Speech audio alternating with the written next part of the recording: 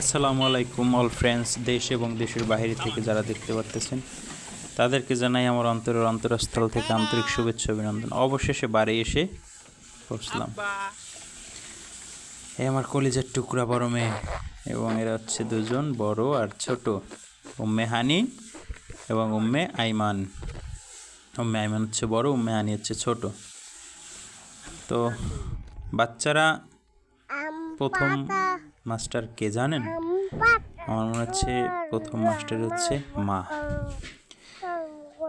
তো আমার বড় বেবিটা কথা বলা শিখছে, তখন থেকেই ওকে কবিতা, ছড়া, ইসলামিক বিষয় আম্মু শিক্ষা দিচ্ছে।